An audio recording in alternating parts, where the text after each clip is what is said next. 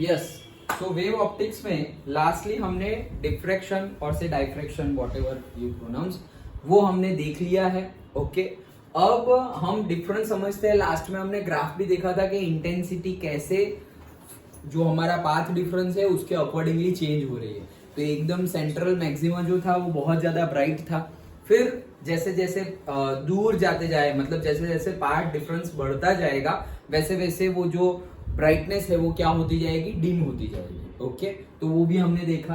अब हम सिंपली देख लेते हैं, ये भी पूछा जाता है कई बार question, difference between the interference and diffraction. Okay, कि ये दोनों में डिफरेंस क्या है। तो जो बेसिक डिफरेंस हमने अभी थियरी में जो समझा वही है। ओके, जैसे कि हमने ये एक बोर्ड लिया था, से कार्डबोर्ड लिया, उसमें पिन होल लगाए थे दो, और ये जो दो पिन होल थे वही थी हमारी स्लिट, और वो एक दूसरे के बहुत ज्यादा नजदीक थी compare to the distance between the that slit and the से दिस इज स्क्रीन। ओके, उसकी कंपेयर में इन दोनों के बीच का डिस्टेंस बहुत कम था। और फिर डाइफ्रैक्शन में हमने देखा कि सिंगल स्लिट था। ओके, एक ही स्लिट थी और एक स्लिट में से बैंड हो रहे थे वेव्स, तो बैंड होके हमें स्क्रीन पर हमें पैटर्न मिल रही थी। दोनों के दोनों एक्सपेरिमेंट हमने मोनोक्रोमेटिक के लिए किए थे। अगेन अगर हमने मोनोक्रोमेटिक ना लेकर सपोज व्हाइट लाइट से कर दिया तो एज यूजुअल हमने पहले डिस्कस किया था वैसे ही पूरा का पूरा विब्ग्यो और पूरा का पूरा रेनबो स्पेक्ट्रम हमें देखने को मिलेगा स्क्रीन पर। Okay, done. तो उनके बीच में डिफरेंस क्या है वो समझते हैं। देखो, पहला ही डिफरेंस क्या है कि दो स्लिट थी यहाँ पर, और दोनों स्लिट पर क्या बिहेव कर रहे थे वो लोग एज अ पॉइंट सोर्स। जो वेव फ्रंट में से जो सेकेंडरी वेवलेट्स प्रोड्यूस हो रहे थे वो सेकेंडरी वेवलेट्स ये दोनों पॉइंट पर as a point source work कर रहे थे, और फिर वहां से सेकेंडरी वेवलेट्स फिर से जनरेट हो रहे थे। तो वहां से सेकेंडरी वेवलेट जनरेट हो तो ये एक पॉइंट और दूसरा एक पॉइंट, तो दो स्लिट और दो पॉइंट थे हमारे। तो कोहेरेंट सोर्सेज की बात करें तो वो कितने थे, 2। ओके, सो 2 कोहेरेंट सोर्सेज, पॉइंट सोर्सेज और 2 स्लिट्स, वेयर एज स्लिट भी लिख दो, जो भी लिखना हो सब कुछ 2 था वहां पर।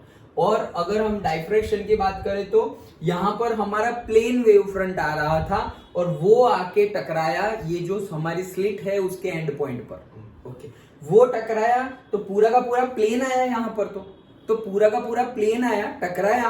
ओके, लेकिन पूरा का पूरा वेव फ्रंट आया, तो पूरे के पूरे वेव फ्रंट पर तो इनफाइनाइट पॉइंट थे हमने लिए थे। जैसे कि हमने फॉर द ईज हमने कैलकुलेट किया था 1 to 100 के लिए, तो 1 to 100 को हमने डिवाइड कर दिया था, पार्टीशन कर दिया था, लेकिन थे कितने एक्चुअल में, इनफाइनाइट पॉइंट थे। तो यहाँ पर इनफाइनाइट पॉइंट है तो इनफाइनाइट कोहेरेंट सोर्सेज है, ये इनफाइनाइट पॉइंट में से सेकेंडरी वेवलेट्स निकलेंगे, वेयर इज वहां से सिर्फ 2 पॉइंट से निकलेंगे।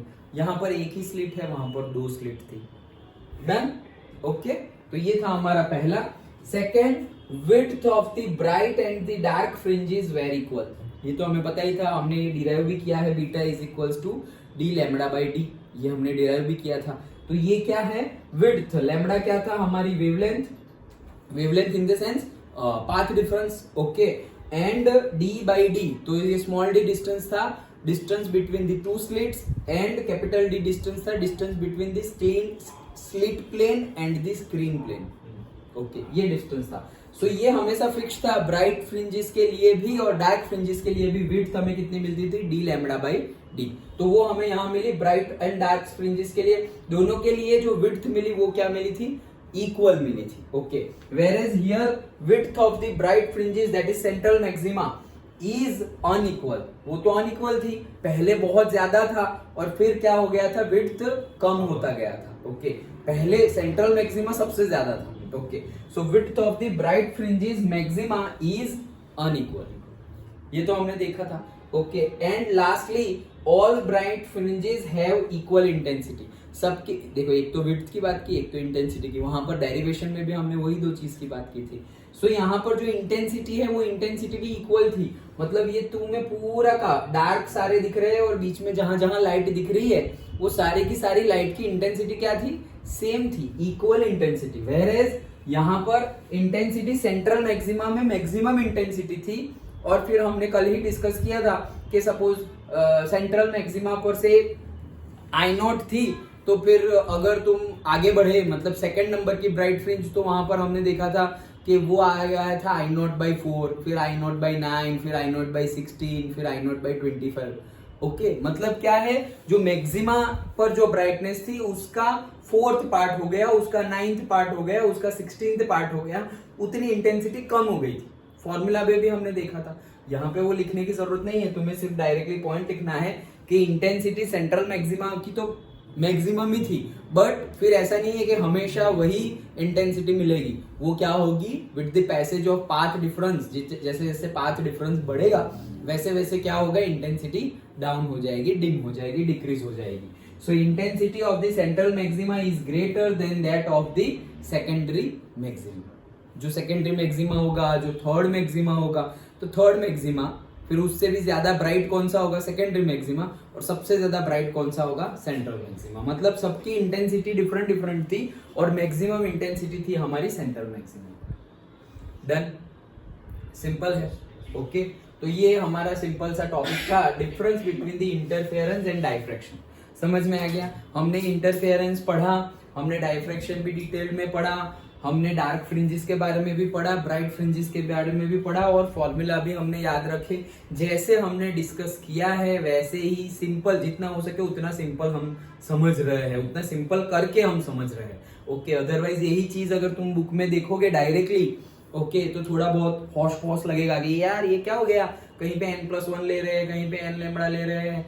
ओके, तो एकदम सीक्वेंस से आराम से एकदम सिंपल वे में आगे बढ़ो तो तुम्हें समझ में आ जाएगा कि अच्छा भाई कंस्ट्रक्टिव सुपरपोजिशन था, मतलब कि दोनों का क्रेस्ट मिल रहा है या दोनों का ट्रफ मिल रहा है, तो हमें ब्राइट फ्रिंजेस मिल रही थी। और डिस्ट्रक्टिव सुपरपोजिशन होता था, मतलब एक का क्रेस्ट और दूसरे का ट्रफ, तब जाके डिस्ट्रक्टिव सुपरपोजिशन होता था और हमें डार्क फ्रिंज मिलती थी।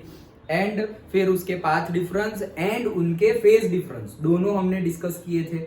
ओके, इंटरफेरेंस में। वैसे ही डाइफ्रैक्शन में भी हमने path difference and phase difference discuss किए। जनरली तो हमने पाथ डिफरेंस पे ज्यादा ध्यान दिया था डाइफ्रैक्शन में, और उसके पहले इंटरफेरेंस के फॉर्मूलाज भी हमने निकाल के ले आए थे। ओके, कि सॉरी, इंटरफेरेंस के बाद जो इंटेंसिटी थी वो इंटेंसिटी के फॉर्मूला भी हम डिराइव करके लेके आ गए थे।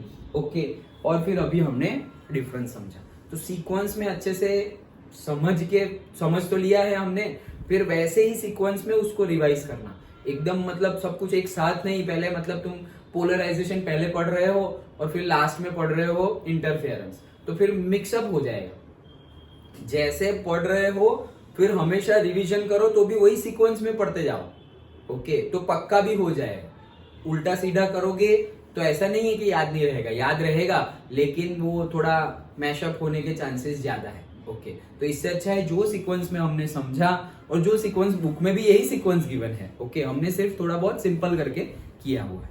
डन, तो वही सीक्वेंस में अच्छे से लर्न कर लें। ओके।